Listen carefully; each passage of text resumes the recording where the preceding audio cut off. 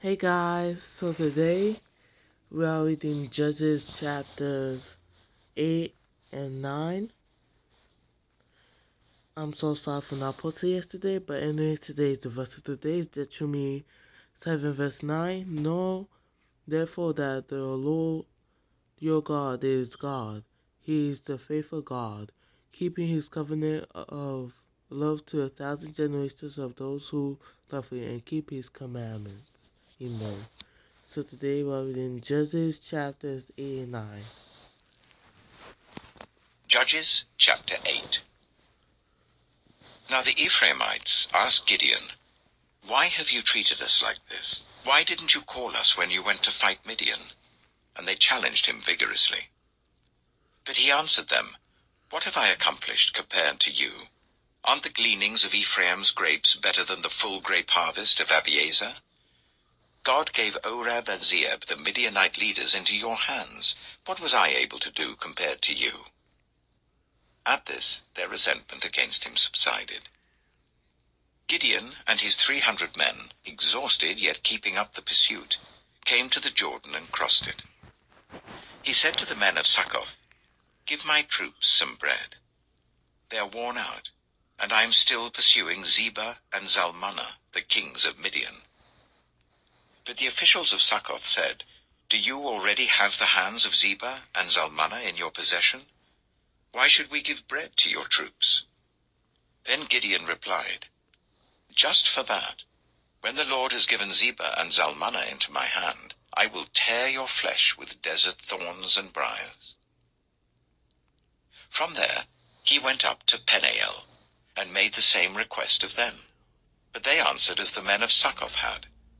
So he said to the men of Peniel, "When I return in triumph, I will tear down this tower."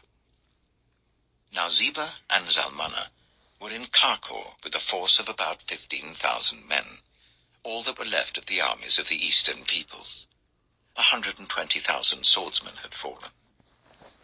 Gideon went up by the route of the nomads east of Nobah and Jogbehah, and attacked the unsuspecting army. Zebah and Zalmunna, the two kings of Midian, fled, but he pursued them and captured them, routing their entire army.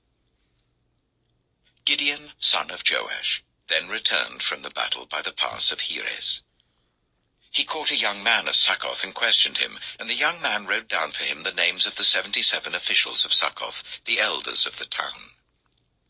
Then Gideon came and said to the men of Succoth, "Here are Zebah and Zalmunna, about whom you taunted me by saying, 'Do you already have the hands of Zebah and Zalmunna in your possession? Why should we give bread to your exhausted men?'" He took the elders of the town and taught the men of Succoth a lesson, by punishing them with desert thorns and briars. He also pulled down the tower of Peniel, and killed the men of the town. Then he asked Zebah and Zalmunna, "What kind of men did you kill at Tabor?" "Men like you," they answered, "each one with the bearing of a prince." Gideon replied, "Those were my brothers, the sons of my own mother. As surely as the Lord lives, if you had spared their lives, I would not kill you." Turning to Jether, his eldest son, he said, "Kill them." But Jether did not draw his sword because he was only a boy and was afraid. Zebah and Zalmunna said, "Come, do it yourself. As is the man, so is his strength." So Gideon stepped forward and killed them, and took the ornaments off their camels' necks. The Israelites said to Gideon, "Rule over us, you, your son, and your grandson, because you have saved us from the hand of Midian." But Gideon told them, "I will not rule over you, nor will my son rule over you. The Lord will rule over you." And he said, "I do have one request, that each of you give me an earring from your share of the plunder." It was the custom of the Ishmaelites to wear gold earrings. They answered, "We'll be glad to give them." So they spread out a garment, and each of them threw a ring from his plunder onto it. The weight of the gold rings he asked for came to 1,700 shekels, not counting the ornaments, the pendants, and the purple garments worn by the kings of Midian, or the chains that were on their camels' necks. Gideon made the gold into an ephod, which he placed in Ophrah, his town. All Israel prostituted themselves by worshipping it there, and it became a snare to Gideon and his family. Thus Midian was subdued before the Israelites, and did not raise its head again. During Gideon's lifetime, the land had peace for 40 years. Jerubbaal, son of Joash, went back home to live. He had 70 sons of his own, for he had many wives. His concubine, who lived in Shechem, also bore him a son, whom he named Abimelech. Gideon, son of Joash, died at a good old age, and was buried in the tomb of his father Joash in Ophrah of the Abiezrites. No sooner had Gideon died than the Israelites again prostituted themselves to the Baals. They set up Baal-Berith as their god, and did not remember the Lord their God, who had rescued them from the hands of all their enemies on every side. They also failed to show any loyalty to the family of Jerubbaal, that is Gideon, in spite of all the good things he had done for them. Amen. So that was Judges chapters 8, and now we'll go with Judges chapter 9. Is chapter 9. Abimelech, son of Jerubbaal, went to his mother's brothers in Shechem and said to them and to all his mother's clan, "Ask all the citizens of Shechem, which is better for you, to have all 70 of Jerubbaal's sons rule over you, or just one man? Remember, I am your flesh and blood." When the brothers repeated all this to the citizens of Shechem, they were inclined to follow Abimelech, for they said, "He is related to us." They gave him 70 shekels of silver from the temple of Baal-Berith, and Abimelech used it to hire reckless scoundrels who became his followers. He went to his father's home in Ophrah, and on one stone murdered his 70 brothers, the sons of Jerubbaal. But Jotham, the youngest son of Jerubbaal, Sorry about that, guys, so let's continue. escaped by hiding. Then all the citizens of Shechem and Beth Millo gathered beside the great tree at the pillar in Shechem to crown Abimelech king. When Jotham was told about this, he climbed up on the top of Mount Gerizim and shouted to them, "Listen to me, citizens of Shechem, so that God may listen to you." One day the trees went out to anoint a king for themselves. They said to the olive tree, "Be our king." But the olive tree answered, "Should I give up my oil, by which both gods and humans are honored, to hold sway over the trees?" Next, the trees said to the fig tree, "Come and be our king." But the fig tree replied, "Should I give up my fruit so good and sweet, to hold sway over the trees?" Then the trees said to the vine, "Come and be our king." But the vine answered, "Should I give up my wine, which cheers both gods and humans, to hold sway over the trees?" Finally, all the trees said to the thorn bush, "Come and be our king." The thorn bush said to the trees, "If you really want to anoint me king over you, come and take refuge in my shade. But if not, then let fire come out of the thorn bush and consume the cedars of Lebanon." Have you acted honorably and in good faith by making Abimelech king? Have you been fair to Jerubbaal and his family? Have you treated him as he deserves? Remember that my father fought for you and risked his life to rescue you from the hand of Midian. But today you have revolted against my father's family. You have murdered his 70 sons on a single stone, and have made Abimelech, the son of his female slave, king over the citizens of Shechem because he is related to you. So have you acted honorably and in good faith towards Jerubbaal and his family today? If you have, may Abimelech be your joy, and may you be his too.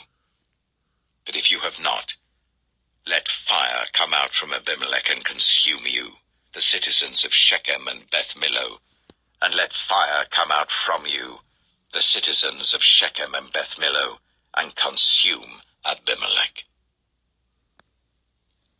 Then Jotham fled, escaping to Beer, and he lived there because he was afraid of his brother Abimelech. After Abimelech had governed Israel for 3 years, God stirred up animosity between Abimelech and the citizens of Shechem, so that they acted treacherously against Abimelech. God did this in order that the crime against Jerubbaal's 70 sons, the shedding of their blood, might be avenged on their brother Abimelech, and on the citizens of Shechem, who had helped him murder his brothers. In opposition to him, these citizens of Shechem set men on the hilltops to ambush and rob everyone who passed by, and this was reported to Abimelech. Now Gaal, son of Ebed, moved with his clan into Shechem, and its citizens put their confidence in him. After they had gone out into the fields and gathered the grapes and trodden them, they held a festival in the temple of their god. While they were eating and drinking, they cursed Abimelech. Then Gaal, son of Ebed, said, "Who is Abimelech, and why should we Shechemites be subject to him? Isn't he Jerubbaal's son, and isn't Zebul his deputy? Serve the family of Hamor, Shechem's father. Why should we serve Abimelech? If only this people were under my command, then I would get rid of him. I would say to Abimelech, 'Call out your whole army.'" When Zebul, the governor of the city, heard what Gaal, son of Ebed, said, he was very angry. Under cover, he sent messengers to Abimelech, saying, "Gaal, son of Ebed, and his clan have come to Shechem, and are stirring up the city against you. Now then, during the night, you and your men should come and lie in wait in the fields. In the morning at sunrise, advance against the city. When Gaal and his men come out against you, seize the opportunity to attack them." So Abimelech and all his troops set out by night and took up concealed positions near Shechem in 4 companies. Now Gaal, son of Ebed, had gone out and was standing at the entrance of the city gate, just as Abimelech and his troops came out from their hiding place. When Gaal saw them, he said to Zebul, "Look, people are coming down from the tops of the mountains." Zebul replied, "You mistake the shadows of the mountains for men." But Gaal spoke up again, "Look, people are coming down from the central hill, and a company is coming from the direction of the diviner's tree." Then Zebul said to him, "Where is your big talk now, you who said, 'Who is Abimelech, that we should be subject to him?' Aren't these the men you ridiculed? Go out and fight them." So Gaal led out the citizens of Shechem and fought Abimelech. Abimelech chased him all the way to the entrance of the gate, and many were killed as they fled. Then Abimelech stayed in Arumah, and Zebul drove Gaal and his clan out of Shechem. The next day the people of Shechem went out to the fields, and this was reported to Abimelech. So he took his men, divided them into 3 companies, and set an ambush in the fields. When he saw the people coming out of the city, he rose to attack them. Abimelech and the companies with him rushed forwards to a position at the entrance of the city gate. Then 2 companies attacked those in the fields and struck them down. All that day, Abimelech pressed his attack against the city until he had captured it and killed its people. Then he destroyed the city and scattered salt over it. On hearing this, the citizens in the tower of Shechem went into the stronghold of the temple of El-Berith. When Abimelech heard that they had assembled there, he and all his men went up Mount Zalmon. He took an axe and cut off some branches, which he lifted to his shoulders. He ordered the men with him, "Quick, do what you have seen me do." So all the men cut branches and followed Abimelech. They piled them against the stronghold and set it on fire with the people still inside. So all the people in the tower of Shechem, about 1,000 men and women, also died. Next,